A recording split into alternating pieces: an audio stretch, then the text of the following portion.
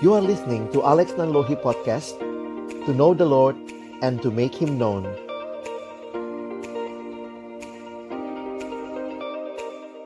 Shalom teman-teman, mari berdoa sebelum membaca merenungkan firman.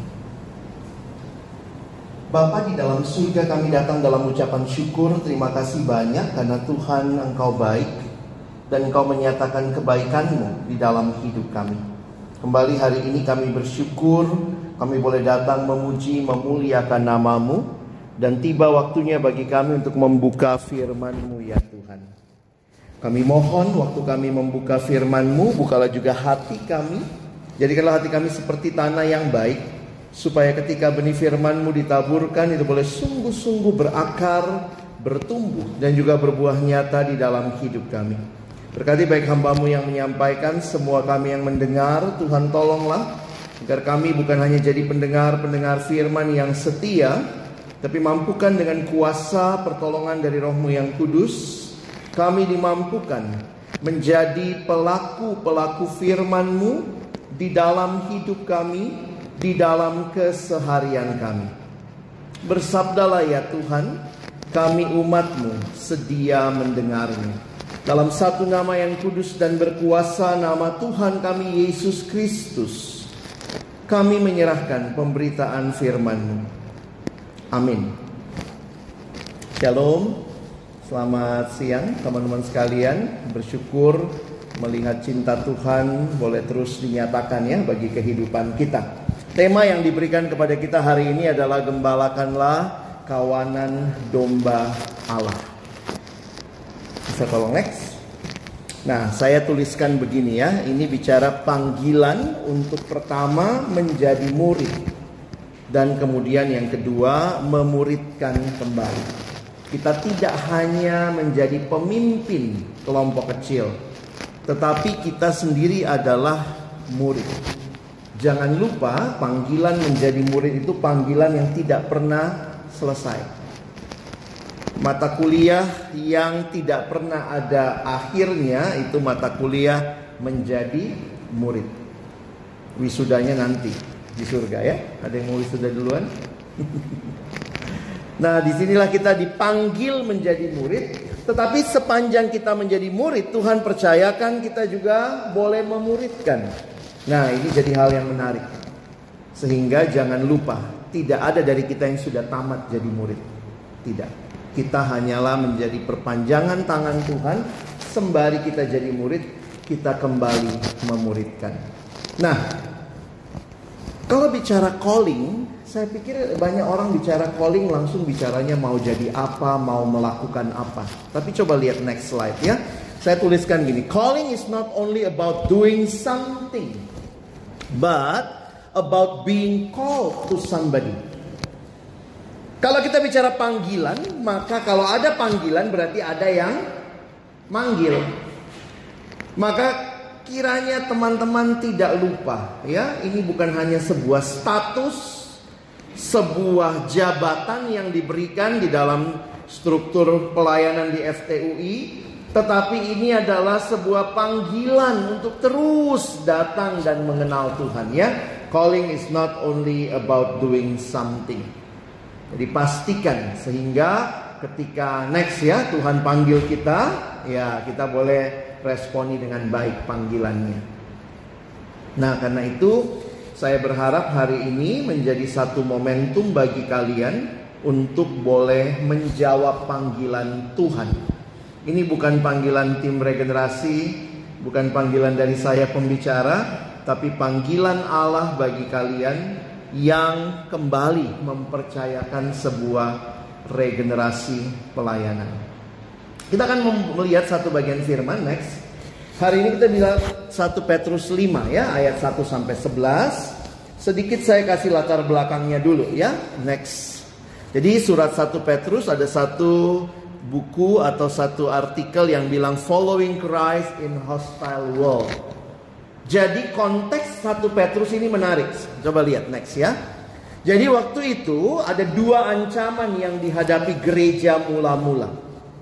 Yang pertama adalah ancaman dari luar. Dari luar itu ada penganiayaan dan penderitaan. Dari mana? dari pihak orang-orang yang benci terhadap Tuhan Yesus. Dan karena benci sama Tuhan Yesus, benci juga sama pengikutnya.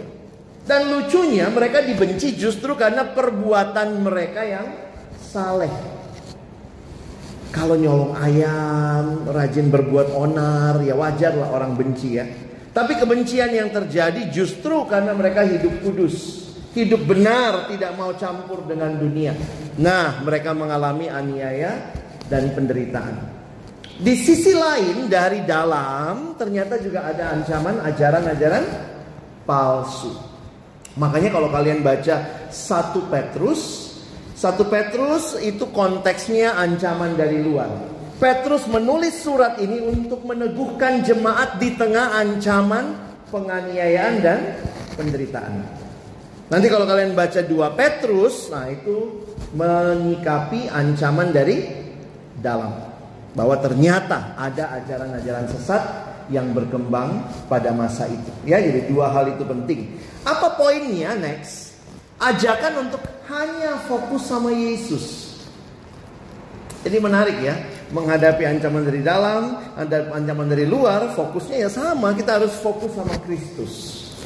Kenapa? Karena dialah sumber dari semua yang kita nikmati, baik pelayanan dan juga untuk bisa bertahan dalam kehidupan.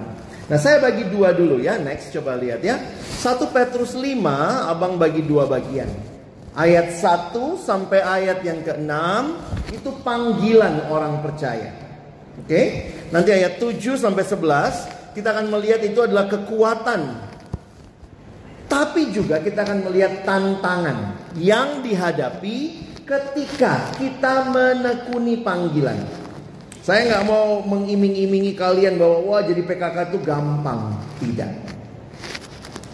Tidak mudah. Sulit, bahasa Inggrisnya sulit gitu ya, saking susahnya ya. Tetapi pada saat yang sama ingatlah Tuhan hadir dan menopang teman-teman ya. Nah, kita baca sama-sama next. Kita baca gantian ya. Yang pria baca ayat 1, yang perempuan baca ayat 2. Kita gantian sampai ayat 11 ya. Mari kita baca, pria mulai dulu ya. 1, 2, ya. Aku menasihatkan para penatua di antara kamu, aku sebagai teman penatua dan saksi penderitaan Kristus yang juga akan mendapat bagian dalam kemuliaan yang akan dinyatakan kelak.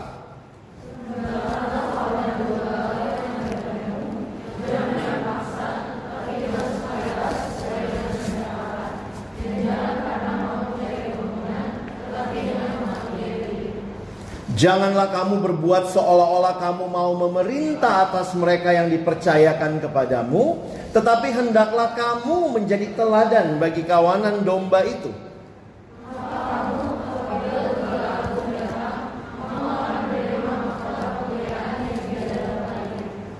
Demikian jugalah kamu, hai orang-orang muda, tunduklah kepada orang-orang yang tua. Dan kamu semua, rendahkanlah dirimu seorang terhadap yang lain. Sebab Allah menentang orang yang congkak, tetapi mengasihani orang yang rendah hati.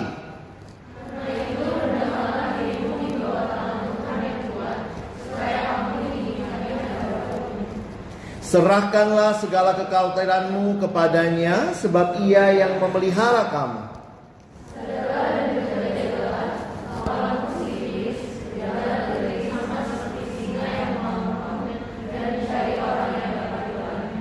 Lawanlah dia dengan iman yang teguh. Sebab kamu tahu bahwa semua saudaramu di seluruh dunia menanggung penderitaan yang sama.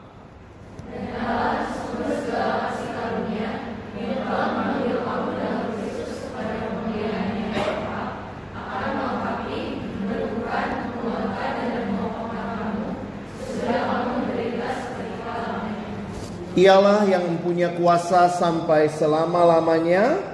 Amin. Nah, inilah bagian firman yang kita baca. Next. Kita tahu surat ini ditulis oleh Rasul Petrus. Dan konteksnya tadi abang sudah bagi. Next, kita lihat ya.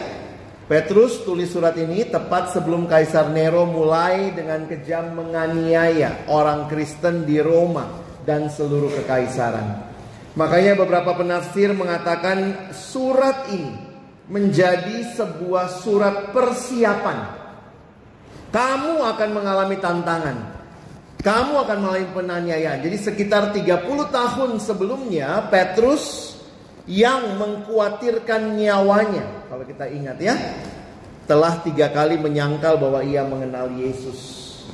Kalau lihat-lihat siapa tokoh di Alkitab, tentunya selain Yesus ya, yang mirip dengan dirimu, kalau saya sih kok ngerasanya saya mirip Petrus ya. Dalam arti bukan orang yang setia sama Tuhan, tapi Tuhan pakai. Petrus ini menyangkal Yesus 3 kali. Kadang mikir gitu ya, siapa gua sih ya? Bukan orang yang baik-baik amat kalau mau jujur mengatakan demikian. Tetapi Tuhan memberikan kesempatan dan anugerah untuk boleh melayani dia ya. Nah, kita lihat selanjutnya. Yesus memanggil Petrus. Bagi saya menarik ya. Kenapa yang dipilih Petrus? Yesus memanggil Petrus yang pernah melakukan dosa, menyangkal dia sampai 3 kali untuk melanjutkan pelayanannya di dunia. Ya, nanti kita lihat sebentar. Kita lihat dulu Injil Yohanes. Maaf, abang nggak tulis di slide ya. Kita lihat dulu Injil Yohanes pasalnya yang ke-21. Mari kita akan baca sama-sama Yohanes 21. Saya ajak teman-teman membaca ayatnya yang ke-16 dan 17. Atau biar kita dapat konteksnya, kita baca dari 15 ya. Saya baca 15, kalian baca 16, kita sama-sama baca 17. Oke, 15 sampai 17. Sesudah sarapan, Yesus berkata kepada Simon Petrus, "Simon anak Yohanes, apakah engkau mengasihi aku lebih daripada mereka ini?" Jawab Petrus kepadanya, "Benar Tuhan, engkau tahu bahwa aku mengasihi engkau." Kata Yesus kepadanya, "Gembalakanlah domba-dombaku."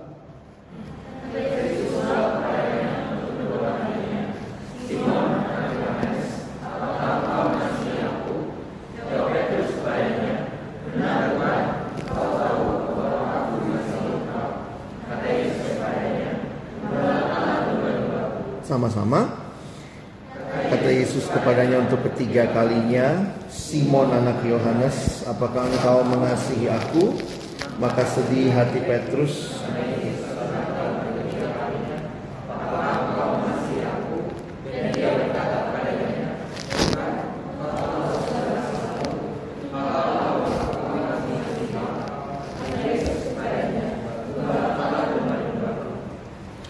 Tuhan Yesus segera akan naik ke surga. Itu sesudah dia bangkit. Peristiwanya itu Yesus sudah bangkit.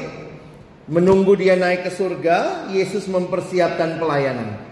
Saya pikir Yesus di sini kelihatan jelas tidak membiarkan orang pelayanan atau pelayanan tanpa regenerasi ya.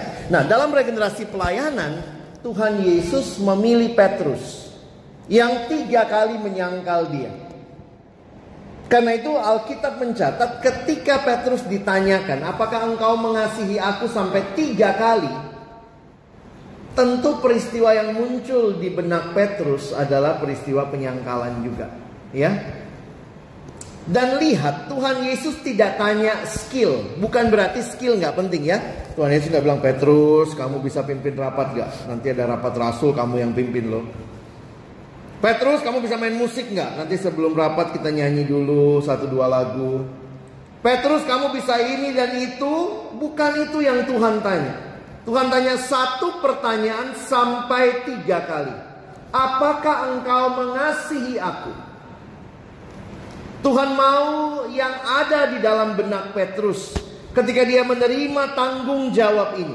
Karena waktu dikatakan, "Engkau mengasihi aku, maka gembalakanlah domba-dombaku." Teman-teman, saya setiap kali ingat ini, saya membayangkan mengasihi Tuhan, gembalakanlah domba-dombaku. Kalau orang menjawab aku mengasihi Tuhan, tapi tidak mau melayani, sebenarnya itu pertanyaan besar. Karena lihat ya, 3 kali ditanya, kau mengasihi aku? Apa responnya? Ya Tuhan, aku mengasihimu. Maka kata Yesus, gembalakanlah domba-dombaku. Coba baca Kisah Rasul 20 ayat 28 sebentar ya, nggak ada di slide juga, tapi saya keingat ayat penting ini. Kisah Rasul 20 ayat yang ke-28. Coba teman-teman lihat sebentar ayatnya. Silakan kalau sudah ketemu, kita akan baca sama-sama. Kisah Rasul 20 ayat yang ke-28. 1, 2, iya.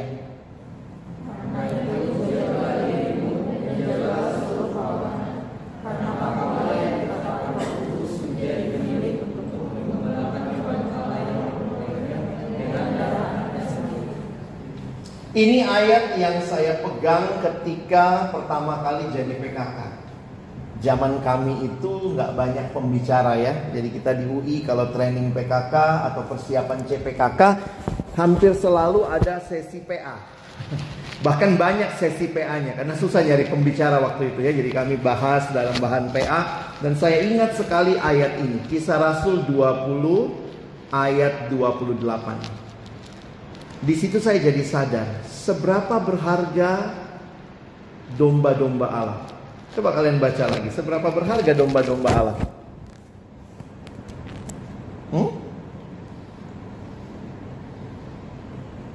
Yang diperolehnya dengan darah anaknya sendiri. Kalau kamu punya barang yang sangat berharga, kamu titipnya sama siapa kalau kamu mau pergi? Titip sembarangan. Dia akan titip kepada orang yang dia yakin pasti sangat mengasihi hal itu juga. Kalau domba-domba itu dikatakan diperoleh dengan darah anaknya, makanya saya jadi takut tuh jadi PKK ya. Kamu gak jadi PKK baik-baik, bukan kamu melawan tim inti, tim rek, kamu melawan Allah. Dombanya itu harganya nyawa anaknya.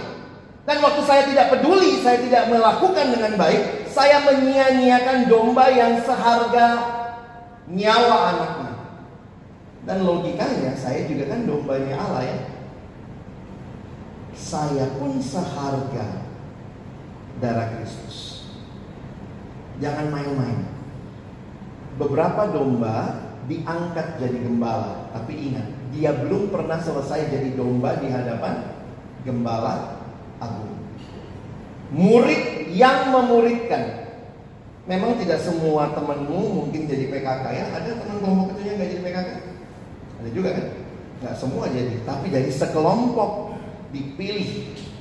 Ada yang disiapkan, ada yang didoakan, ada orang-orang yang dilihat ini tepat dan kita doa, kita bikin pembinaan, sehingga menjadi satu hal yang menarik bahwa kita akan melanjutkan pelayanan ini dengan menitipkan domba-domba milik Allah ini kepada siapa? Kepada orang-orang yang mengasihi Tuhan. Kenapa? Kalau kamu mengasihi Tuhan, kamu juga akan mengasihi yang Tuhan kasihi. Itu kan logika dasarnya. Kalau kamu mengasihi Tuhan, kamu mengasihi yang Tuhan kasihi. Kalau Tuhan Yesus tanya, kau mengasihi aku? Ya, maka Tuhan titip, gembalakanlah dombaku. Karena aku sangat mengasihi domba-domba itu. Saya punya satu ilustrasi dari pengalaman nyata. Saya punya ponakan, bukan ponakan, sepupu ya. Adik sepupu waktu dia masih kecil. Itu karena apa ya, papanya orang Tionghoa. Jadi anak itu waktu kecil putih banget ya, lucu kayak boneka Jepang. Wah, jadi ponakan sepupu saya ini sekarang mah udah gede ya, udah married gitu ya. Tapi waktu dia kecil, karena saya umurnya lebih jauh di atas dia, jadi kami itu selalu kalau datang liburan selalu tuh berlomba mau gendong dia karena lucu kayak boneka Jepang gitu ya. Jadi dia sangat menggemaskan, putih, lucu, tembem pipinya gitu ya. Nah tapi yang menarik adalah dia waktu kecil dia punya benda kesayangan. Mungkin kalian juga punya ya, sebagai anak kecil ada benda kesayangan ya. Nah, benda kesayangannya dia itu adalah sebuah bantal. Bantal anak kecil ya. Itu bantalnya kecil aja sih. Itu untuk bantal kepala ya. Bantal itu saya ingat banget, sarungnya itu sarung warna biru, lalu ada logo Superman-nya. Nah, itu favoritnya dia, bantal itu. Nah, yang menarik adalah sepupu saya ini kayak punya koneksi sama bantal itu secara batin ya. Jadi bantal itu kalau diambil dari dia langsung nangis. Kami semua pun menyebut bantal itu sesuai dengan nama yang dia berikan kepada bantal itu. Nama bantal itu Atajing. Jangan tanya kenapa, pokoknya dia panggil Atajing. Kami semua sekeluarga pun menggunakan istilah itu, Atajing. Ponakan sepupu saya ini namanya Peggy. Peggy kemana-mana selalu bawa Atajing. Tidur pun Atajing diambil, bisa bangun dia. Nangis, teriak-teriak, Ata.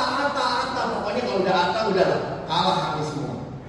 Dan karena Atajingnya itu susah sekali dipisahkan dari dia, maka Atajing itu baunya itu loh. Memang si anak kecil kan keringatnya gak sebau kita orang dewasa ya. Tetapi susu tumpah kalau dia minum susu, dia main, Ata juga dibawa kemana-mana, dia peluk terus Ata. Jadi Ata itu baunya luar biasa. Nah, kadang-kadang kami rebutan mau gendong dia ya. Wah, kita gendong Peggy, cepetan gendong Peggy. Pada saat kita gendong dia sedang gendong Atajing itu persis di muka kita. Biasanya begitu ya, kita gendong dia. Di situ saya jadi sadar. Bisa nggak saya bilang begini? Peggy, saya mengasihimu, tapi saya tidak mengasihi Atamu. Bisa nggak gitu? Ini kalau Peggy waktu itu udah bisa ngomong, mungkin dia lebih milih Ata dari saya. Dia lebih pilih bantal baunya daripada saya gitu kali ya. Di situ saya jadi sadar, kalau kamu mengasihi, kamu harus mengasihi yang dikasihi oleh orang yang kau kasihi. Oke? Hari ini Tuhan tanya, kau mengasihiku? Ya Tuhan, aku mengasihimu. Itu domba yang gua kasih. Titip ya. Tuhan tidak titip kepada orang yang punya skill banyak, sekadar punya skill banyak, punya kemampuan. Tetapi Tuhan titipkan pelayanan kepada orang-orang yang mengasihi dia, yang seharusnya juga mengasihi yang Tuhan kasih. Makanya tadi aku bilang, kalau ada orang bilang dia mengasihi Tuhan tapi tidak mau melayani, itu pertanyaan besar buat saya. Do you love him? Seperti saya bilang, Peggy, saya hanya mengasihimu. Maaf, Ata buang. Kalau dia bisa ngomong, kamu yang dibuang. Hari ini kalian akan menjawab pertanyaan, apakah engkau mengasihi aku? Ini bukan sekadar pertanyaan supaya bagus prosesinya ya, tapi ini pertanyaan supaya kamu jawab, Tuhan, aku mengasihi dan aku belajar mengasihi yang Tuhan kasih. Dia mengasihi domba-dombanya sampai dia tebus dengan darah anaknya sendiri. Betapa berharganya domba-domba itu. Dia titip kepada orang yang mengasihi dia. Penyangkalan Petrus. Sebentar ya, kita coba simulasi penyangkalan Petrus. Petrus penyangkalnya berapa kali? 3 kali. Petrus bilang, aku gak kenal. Nah, 3 kali itu bisa macam-macam gambarannya ya. Misalnya gini ya, anggaplah orang bilang, kamu Alex ya? Bukan. Itu 3 kali juga kan? Penyangkalan Petrus 3 kali. Tapi saya kaget juga waktu baca ya. Coba kita lihat next. Di dalam Lukas 22 ayat 54 sampai 62, perhatikan ceritanya. Next. Pelan-pelan ya. Lalu Yesus ditangkap dan dibawa dari tempat itu. Ia digiring ke rumah imam besar dan Petrus mengikut dari jauh. Petrus termasuk yang ini ya, masih ikut tuh dari jauh. Jadi kalau dibilang semua muridnya lari, awalnya sih enggak ya. Petrus masih ngikut dari jauh. Petrus tuh berani apa enggak sih teman-teman? Bagi saya sih berani juga ya. Masih ingat yang pakai pedang itu? Waktu Petrus ambil pedang itu, dia nggak bawa pedang, dia ambil pedangnya hamba imam besar. Lalu pertanyaan saya, logikamu aja, Apa Petrus memang mau potong kuping? Mana ada orang cuma mau potong kuping dong? Kira-kira dia mau ngapain? Petrus siap membunuh demi Yesus. Bingung banget ya. Dia ambil pedang. Masa orang ngagetin kuping gelap-gelap begitu? Saya sih hampir yakin leher tuh ya yang dia pengennya. Nah, tapi waktu bicara ini agak menarik nih ya. Sampai dia masih ikut dari jauh. Di tengah-tengah halaman rumah itu orang memasang api dan mereka duduk mengelilinginya. Belum ada lampu taman ya. Petrus juga duduk di tengah-tengah mereka. Next, kita lihat. Seorang hamba perempuan melihat dia duduk dekat api. Ia mengamat-amatinya lalu berkata, juga orang ini bersama-sama dengan dia. Tetapi Petrus menyangkal, katanya, bukan, aku tidak kenal dia. Wis, ngeri juga ya kalimatnya ya. Bukan, aku tidak kenal dia. Tunggu dulu slide-nya ya, perhatikan. Kalau aku tidak kenal dia menyangkal ya. Terus pertanyaan saya, ini kan penyangkalan pertama. Jadi penyangkalan Petrus itu bukan kayak tadi. Kamu Alex ya? Bukan. 3 kali juga sih. Tapi habis dia menyangkal, ada jeda waktu. Next, coba lihat. Tidak berapa lama kemudian, seorang lain melihat dia lalu berkata, engkau juga seorang dari mereka. Tapi Petrus berkata, bukan, aku tidak. Tahan sebentar. Yang saya pengen tanya begini ya. Di jeda itu kira-kira gimana perasaan Petrus ya? Karena ini kan penyangkalan sadar. Lain kalau kayak tadi. Kamu anak teknik ya? Bukan. Wah, bukan anak teknik, gue anak UI ya. Tapi ada UI teknik gitu ya. Mungkin kita bisa berdalih begitu. Saya membayangkan ketika Petrus menyangkal dan habis dia menyangkal itu ada jeda waktu. Kira-kira apa yang ada di benaknya? Ampun, aduh, kenapa gue menyangkal ya? Aduh, gitu ya. Pasti ada sedikit penyesalan, tapi tetap nggak sanggup melawannya. Sehingga perhatikan jeda itu. Kira-kira Yesus ditangkap jam berapa? Coba pertanyaan saya, Yesus ditangkap jam berapa? Malam. Jam? Kira-kira jam 10, jam 12. Ingat ya, murid-muridnya ketiduran waktu doa. Berarti doanya sampai agak malam juga ya, udah sampai ngantuk-ngantuk gitu ya. Tapi logikanya begini, ayam berkokok jam berapa? Ayam biasanya berkokok jam berapa? Jam 4. Ya, ada juga sih ayam jam 12 berkokoknya, ayam salah waktu ya, dia lupa lihat wecker kali ya. Maksudnya abang bertanya begitu, jadi kalian bisa bayangkan Petrus menyangkal 3 kali dalam rentang waktu sampai ayam berkokok. Jadi jangan kalian mikir Petrus itu begitu menyangkal ayam berkokok tanpa sebab. Ayamnya tetap berkokok di jam biasanya dia berkokok. Nangkep ya? Makanya begitu ayam berkokok itu pagi. Kalau kalian bilang malamnya ditangkapnya misalnya jam 10 malam, berarti bayangkan di rumah imam besar itu mulai dari jam 11, mungkin 11 malam sampai pagi. Itu rentang waktu dalam masa itu dia menyangkal 3 kali. Beda seperti yang saya bilang tadi. Kalau Alex ya bukan, langsung 3 kali. Langsung 3 kali. Ini 3 kali pakai jeda waktu. Wah, dalam banget itu pasti buat Petrus.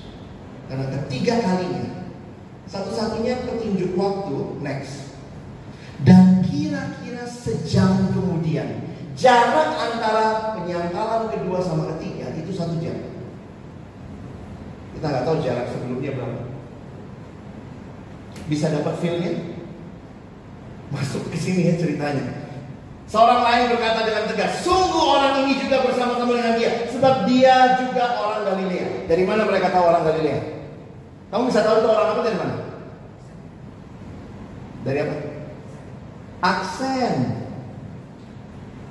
Bukan, aku tidak kenal dia. Ya sudah, dari mana? Ya tahu lah.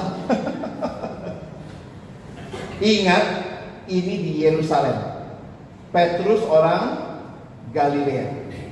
Aksennya pasti aksen Galilea. Mungkin juga busana, kita nggak tahu ya. Jadi ternyata pada waktu itu Petrus berkata, bukan, aku tidak tahu apa yang kau katakan. Seketika itu juga sementara ia berkata, berkokoklah ayam. Jadi ini bukan ayam berkokok karena penyangkalan Petrus saja. Memang udah pagi, tapi itu seperti penanda. Jadi kalau kamu bikin skenario ceritanya buat sekolah minggu, jangan salah ya. Petrus menyangkal pas malamnya, begitu ketangkep langsung menyangkal 3 kali. Kalau ditangkap jam 10 langsung ayam berkokok jam 10. Ayam apa itu? Ayam harus di training, berkokok tuh pagi. Nangkap maksud abang ya? Banyak kali kita cerita sekolah minggu ini hancur ya, gara-gara guru kita yang gak eksegese dengan baik. Nah, jadi teman-teman, ini sedikit gambaran. Maka perhatikan ayat berikutnya. Next. Lalu berpalinglah Tuhan memandang Petrus. Can you imagine? Petrus di luar, Yesus di dalam rumah. Karena dia waktu itu di dalam rumah imam besar. Berpalinglah Tuhan memandang Petrus. Teman-teman, ini kalau dibikin film luar biasa memilukan. Nanti cek ya, saya lupa persis, tapi di Passion of the Christ ada scene ini. Nanti kalau kalian pelajari di Passion of the Christ ada scene ini. Yang tiba-tiba waktu Petrus ayam berkokok, lalu kemudian kalau saya nggak salah ingat, Yesus melihat dia. Oke? Sebelum ayam berkokok pada hari ini engkau telah menyangkal aku 3 kali. Yesus kayak mau ngomong, Petrus, ayam berkokok sekali, lu berkokok 3 kali. Numpang tanya. Kalau saya Yesus, numpang tanya ya. Kalau saya Yesus, kamu Petrus ya. Saya dari dalam nih, kamu nyangkalnya di luar. Mungkin saya sih nggak dengar ya. Tapi kemudian kalimat ini, lalu berpalinglah Tuhan memandang Petrus. Petrusnya ngapain? Petrusnya ngapain? Waktu Tuhan berpaling memandang dia. Nangis. Shock. Kalau kamu shock, apa yang kamu lakukan? Kalau saya mandang kamu gini, lari, bismillah. Coba ya, abang nih, set. Apa yang kau lakukan? Kamu ya? Gitu. Apa yang kau lakukan? Kemungkinan besar kepalanya tunduk. Itulah yang ditangkap di lukisan berikut ini. Lukisan penyangkalan Petrus. Yesus dari dalam, lihat keluar ada ayam, ada hamba perempuan ya. Imajinatif juga nih yang bikin gambar ya. Saya senang loh, kadang-kadang gambar capture the scene. Kita tuh baca Alkitab kurang imajinatif ya. Kita pikir Petrus menyangkal ya sudah nyangkal doang. Ada scene begini ya, kayak sinetron ya. Dan pasti ya kalau sinetron Indonesia udah begini ya, pasti muka Yesus disorot, terus muka Petrus. Persis ini. Saya sih menghayatinya begitu. Walaupun nggak ditulis, tapi ini penghayatan kita. Nggak tahu kalau habis itu lagi ya. Next, lihat lagi ya. Ini yang sedikit lebih ini ya. Ini ayamnya satu di sana. Itu Yesus dari dalam rumah. Saya juga berpikir, pasti Petrus juga nangis. Walaupun nggak ditulis, dia cuma dikatakan sangat menyesal. Tapi ini scene yang tidak bisa kita bayangkan. Teman-teman, ini siapa ya? Bukankah ini kita ya? Yang tidak setia-setia amat, yang tidak menyangkal Yesus, seringkali tidak menyangkal dengan perkataan kita, tapi mungkin kelakuan kita tidak menunjukkan kita mengasihi Dia. Tapi Tuhan panggil kita. Yuk, jadi gembala bagi domba-domba yang sangat aku kasihi. Next. Ketika menulis surat 1 dan 2 Petrus, Rasul Petrus yang tentunya telah bertobat ya, setuju ya? Telah bertobat dan tentunya telah belajar bagaimana untuk berdiri teguh di dunia yang jahat. Dalam suratnya ini Rasul Petrus mendorong jemaat untuk tetap teguh di tengah tekanan yang sama seperti yang pernah dia alami, yaitu tekanan untuk menyangkal iman mereka. Itulah inti dari surat 1 Petrus. Jemaat diperhadapkan, kalau kamu percaya Yesus, kamu dianiaya. Kalau kamu menyangkal Yesus, kamu aman. Petrus yang menulis surat, dia seorang yang diberi Tuhan second chance. Bahkan kalau buat kita bukan cuma second chance ya, third chances, fourth chances, Next, saya tulis gini. Setiap kita pernah gagal dan masih mungkin gagal. Ingat, kamu bukan PKK super yang hari ini diutus selalu nggak bisa bikin dosa lagi. Teman-teman dan saya, kita masih mungkin gagal ketika menekuni panggilan yang Allah berikan kepada kita. Tapi, next, sadarilah dosa dan kegagalan kita. Datanglah kepada Allah Gembala Agung, sumber segala kasih karunia. Kita akan masuk ke situ. Ini kira-kira latar belakang. Ini baru saya bicara latar belakang. Petrus menulis surat 1 Petrus. Dia pasti ingat penyangkalannya. Dia pasti ingat juga bagaimana pemulihannya ketika Tuhan akhirnya bertanya pertanyaan yang sama 3 kali dan katakan, gembalakanlah domba. Yuk kita masuk ayat-ayatnya ya. Ayat 1-6 panggilan buat orang percaya. Siapa sih orang percaya di sini? Coba kita lihat ya. 1 Petrus 5 ayat 1-6. Next. Yang pertama itu para penatua. Penatua itu disebut sebagai pemimpin jemaat. Jadi sebenarnya ini PKK nih. Ini bagusnya AKK juga datang ya. AKK itu orang muda kan. Kamu yang agak tua kan. Kamu penatua atau pena muda? Sebenarnya ini sesinya harusnya AKK PKK ya. Karena ini bagianmu penatua.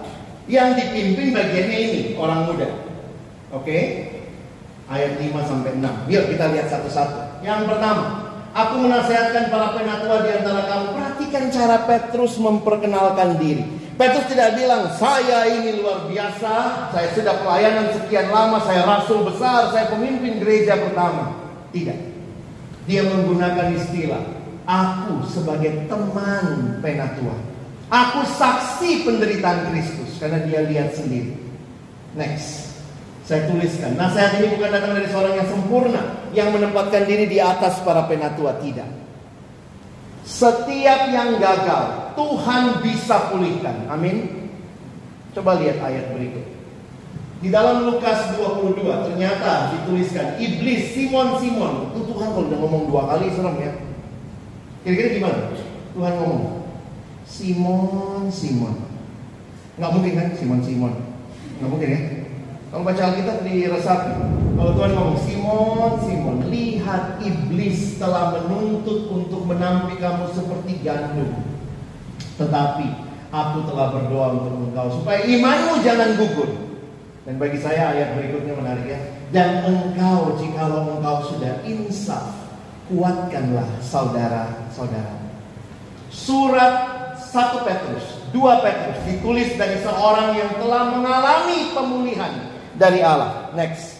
Yang sudah restored, renewed by the Spirit of God. Perintahnya apa? Next. Gembalakanlah kawanan domba yang ada padamu. Jadi kadang-kadang saya pikir gini ya.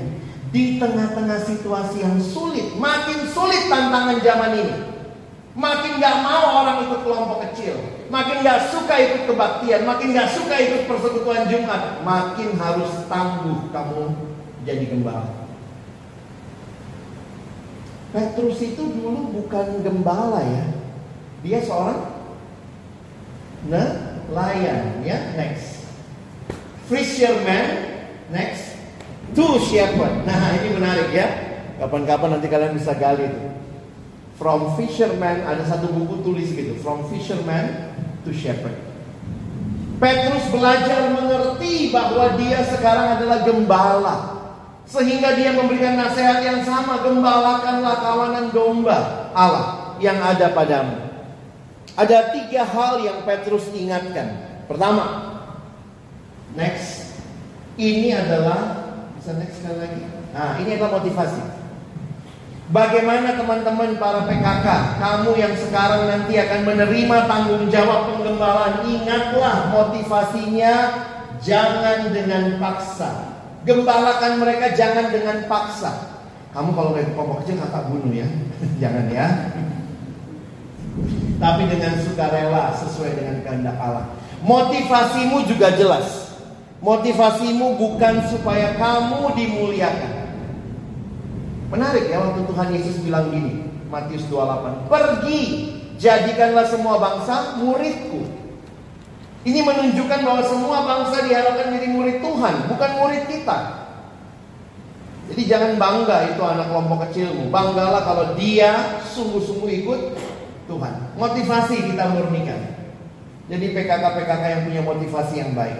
Yang kedua, jangan karena mau cari keuntungan, tapi dengan pengabdian diri. Next, ini adalah goalnya.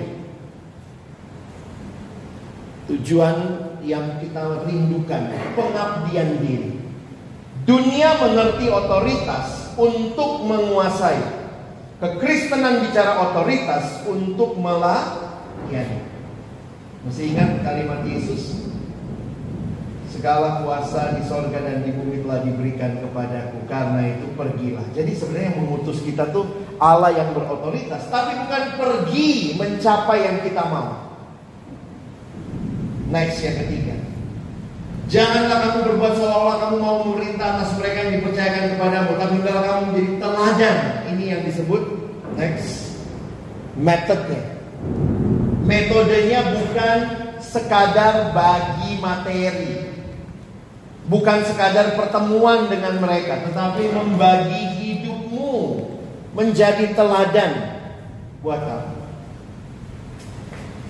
Saya bersyukur Tuhan tangkap dalam pelayanan sejak siswa. Saya di siswa sudah kenal Tuhan kelas 1 SMA. Saya ikut kelompok kecil sejak kelas 1 SMA, dilayani di daerah. Ke Jakarta kuliah, saya kuliah di fisik. Waktu itu fisik kekurangan PKK. Kurang PKK cowok. Akhirnya saya 1 semester tidak punya kelompok kecil. Tapi puji Tuhan, semester berikutnya karena pengurus fisik terus cariin PKK, akhirnya semester berikutnya saya dapat PKK. PKK saya dari mana? Teknik UI. Jadi saya ini separuh fisik, separuh binaan teknik. PKK saya dari teknik UI. Tempat kami KTB ke kelompok kecil adalah lantai 4 di, masih ada sekretariat kah? Masih ya? Nah itu tempat saya kelompok kecil ya. Kalau mau bunuh diri kan gampang. Jadi saya dulu kelompok kecilnya datang ke sini. Beberapa kali juga pemimpin kelompok kecil datang ke fisik. Dan apa yang saya lihat? Saya lihat teladan.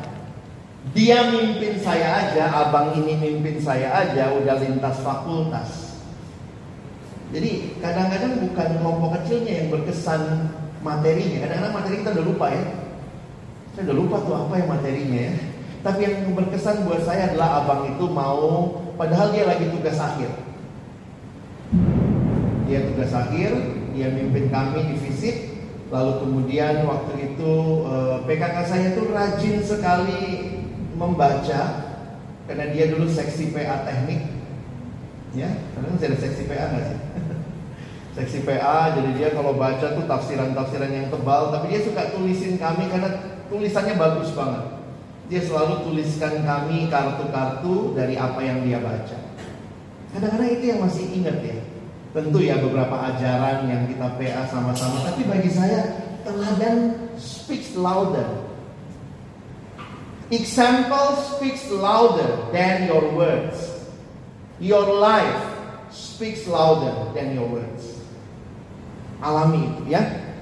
Next. Maka kamu, apabila gembala agung datang, kamu akan menerima mahkota kemuliaan yang tidak dapat lain. Penggembalaan bukan sekadar proyek teknik UI, proyek seksi kelompok kecil, proyek tim inti. Karena rewardnya adalah kemuliaan, ini proyeknya Allah. Maka sekali lagi kalian tidak jawab pertanyaan dari sementara manusia saja, kalian menjawab dari apa yang Tuhan tanyakan. Next. Kalau tadi panggilan penatua harus dengan motivasi yang murni, harus dengan goal yang jelas, harus juga dengan metode yang baik, maka bagaimana AKK-nya ya? Ini kita doain ya. Ini kan proyek iman juga ya. Anaknya belum keterima, kalian udah disiapin jadi PKK. Kalau nggak ada yang masuk, kecuali jalur undangan udah tahu ya. Tapi yang lain kan masih belum keterima amat gitu ya. Ini memang proyek iman. UI itu luar biasa ya. Beriman ada anak baru yang masuk ya. Kalau tahun ini dikatakan tutup semua, nggak ada. Seperti yang pernah terjadi sama Stan ya. Mereka udah siapin PKK, nggak ada yang masuk, nggak terima ya. Next. Orang mudanya. Nah, tunduk. Jadi bukan tanduk ya, tunduk. Jangan tanduk PKK. Tunduklah pada orang-orang yang tua. Dan kamu semua rendahkanlah dirimu seorang terhadap yang lain. Teman-teman, apa yang kalian alami waktu kalian masuk, kalian memberi diri dipimpin dalam kelompok kecil, kalian tunduk, kalian taat, rendah hati, belajar sama-sama, ya itulah buahnya kalian disiapkan jadi pemimpin.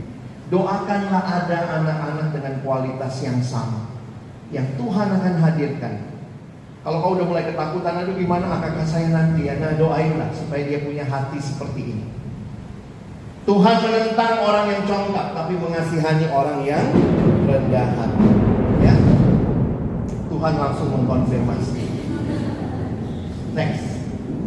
Karena itu rendahkanlah dirimu di bawah tangan Tuhan yang kuat, supaya kamu ditinggikannya pada waktunya. Jadi saya menuliskan kalimat Billy Graham ini. Next. Ini pendeta Billy Graham almarhum, dia berkata, Yesus dengan teladannya menyampaikan kepada kita bahwa setiap pemimpin yang sejati harus menjadi seorang penolong. Jangan mikir pemimpin itu sombong, arogan, nunjuk-nunjuk. Dia harus jadi seorang penolong, seorang pelayan, atau bahkan seorang hamba atau budak. Ini adalah perintah, bukan saran. Dan diterapkan dengan penekanan yang khusus bagi para pemimpin. Karena setiap kali dikatakan itu kaitannya sama pemimpin. Oke? Dua hal ya, panggilan untuk penatua buat kalian para PKK, tapi yang kedua juga panggilan untuk orang muda yang akan kalian pimpin. Next. Maka sekarang kita lihat kekuatan dan tantangan. Karena ternyata menekuni panggilan itu tidak mudah. Mungkin kita mau mundur, kita merasa nggak layak, tetapi perhatikan dua hal ini. Next. 1 Petrus 5:7-11. Yang pertama dulu. Next. Lihat sumber kekuatan. Sumber kekuatan ditulis di ayat 7. Ditulis di ayat 10-11. Kita lihat ayat 7-nya ya. Serahkanlah segala kekhawatiranmu kepadanya. Teman-teman, kalau kalian alami pergumulan, masalah, datang sama Tuhan. Berdoa. Ya, tentu bisa ke seksi kakak juga ya, cerita ke tim inti, tim regenerasi. Tapi yang pertama dan terutama, serahkanlah kekhawatiranmu kepada Tuhan. Next. Worry does not empty tomorrow of its sorrows. It empties today of its strength. Jadi kalau kamu cemas, kamu khawatir, sebenarnya bukan masalah kamu takut masa depan yang sedih, tapi sebenarnya kekuatan yang kamu miliki sekarang jadi kesedot, begitu ya. Jadi miliki penyerahan kepada Tuhan. Ini ditulis sama Corrie ten Boom ya, salah seorang yang luar biasa juga bertahan dalam camp Nasi di masa yang lalu. Next. Kita baca sama-sama ya. 1, 2, ya. Terkadang kita berpikir bahwa pergumulan yang disebabkan oleh dosa dan kebodohan kita sendiri bukanlah urusan Tuhan. Tapi saat kita berpaling kepada Tuhan dalam pertobatan, Dia akan menanggung beban, bahkan membebaskan hati kita. Tuhan tidak acuh tak acuh, Dia peduli, Dia tahu apa yang Dia lakukan dalam hidup kita. Saya tidak mengecilkan dosa, tetapi saya mau katakan, kalaupun kamu jatuh dalam dosa, datang sama Tuhan. Tuhan peduli. Hal-hal yang kita sadari, aduh Tuhan ini kebodohan saya, tapi datang sama Tuhan. Ada hal-hal yang kita lakukan karena kebodohan kita, karena keinginan hati kita. Tapi itu pun juga urusannya Tuhan ya. Jadi next. Menyerahkan seluruh keadaan kepada Tuhan, memanggil kita untuk bertindak dan bukannya pasif. Jangan tunduk pada keadaan, tapi kepada Tuhan yang mengontrol keadaan. Ini saya pikir hal yang harus kita ingat. Ketemu AKK yang sulit, datang sama Tuhan. Ketemu orang yang mungkin sulit kamu ajak kerja sama, datang sama Tuhan. Tunduklah kepada Dia. Next. Petrus ingin orang-orang percaya menghadapi penganiayaan dan penderitaan untuk selalu mengingat, menyerahkan pergumulan masalah mereka kepada Tuhan, percaya Tuhan peduli. Nampaknya Petrus ingat kalimat Yesus ya. Marilah kepadaku semua yang letih lesu dan berbeban berat, aku akan memberikan. Inggrisnya menggunakan istilah rest. And I will give you rest. Next. Ini ayat 10 sampai 11. Next, kita baca lagi ya. Ini berapa kali dipakai jadi berkat oleh para pendeta. Biasanya kalau pendeta angkat tangan, dia bilang ya, Allah sumber segala kasih karunia. Cuman bagian bawahnya nggak dibaca ya. Allah sumber segala kasih karunia, yang telah memanggil kamu dalam Kristus kepada kemuliaan yang kekal, akan melengkapi, akan meneguhkan, akan menguatkan, akan mengokohkan kamu. Sampai situ aja. Karena kalimat bawahnya nggak asik ya. Sesudah kamu menderita seketika lamanya. Tapi ini konteksnya. Jadi kalau ada pendeta yang potong-potong, nah ini konteksnya ya, supaya kalian tahu. Dari mana kekuatan?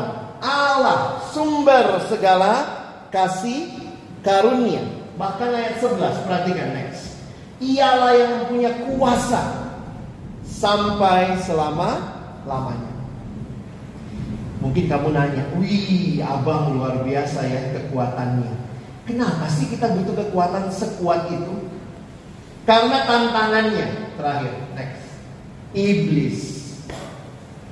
Siapa yang paling tidak mau orang bertumbuh? Saya pikir ini oknumnya.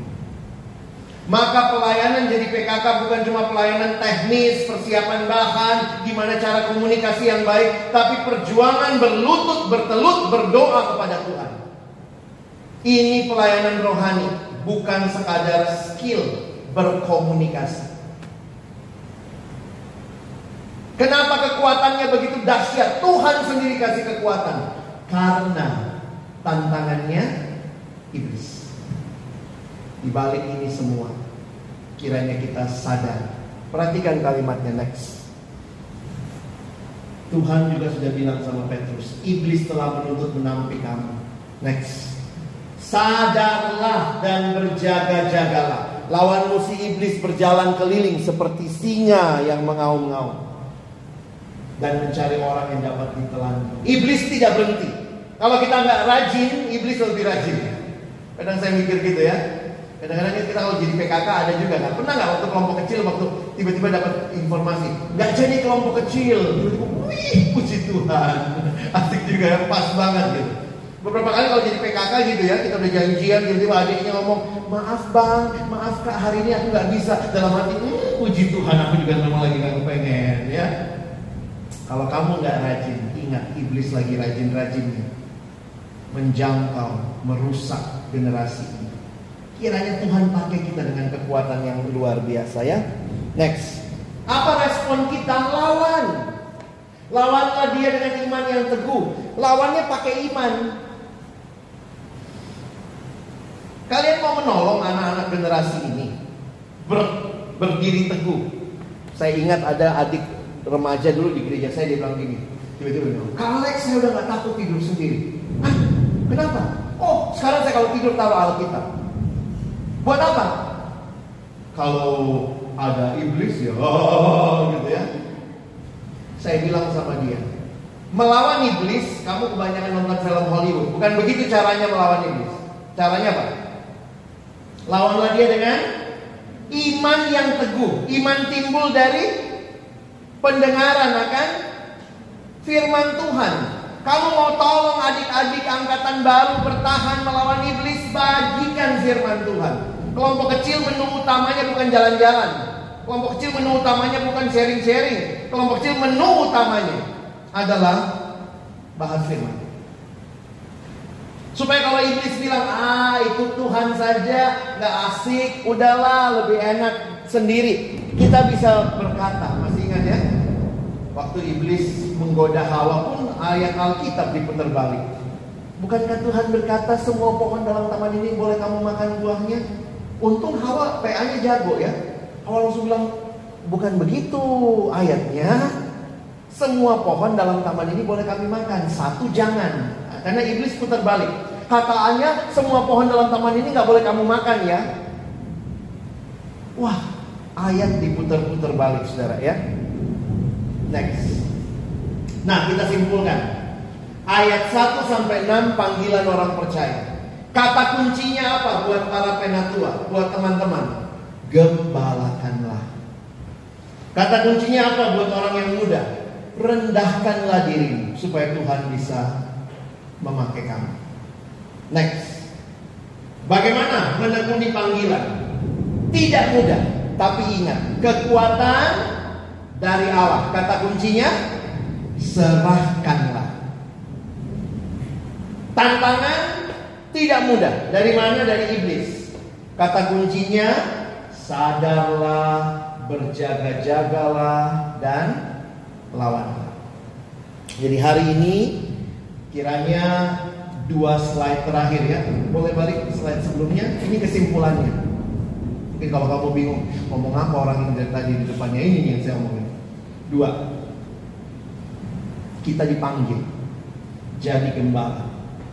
Dan yang kedua, kita dipanggil tekun. Gimana caranya? Dikasih modal kekuatan. Tantangannya mudah? Enggak. Iblis kerja keras juga. Maka kita harus sadar, berjaga-jaga, dan lawan. Teman-teman, jadi PKK tidak mudah, tapi bukan berarti tidak bisa.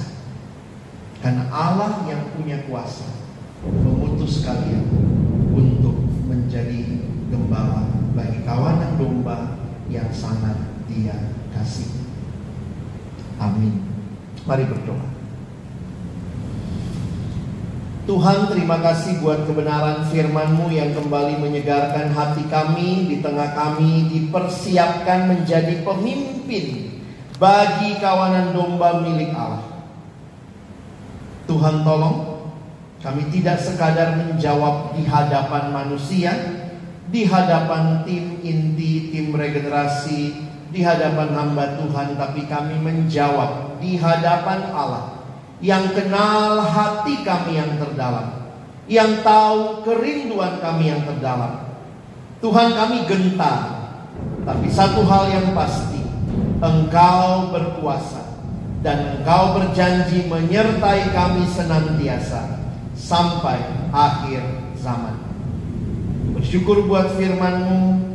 Tolong kami bukan cuma jadi pendengar, tapi jadi pelaku firman. Dalam nama Yesus kami berdoa. Amin.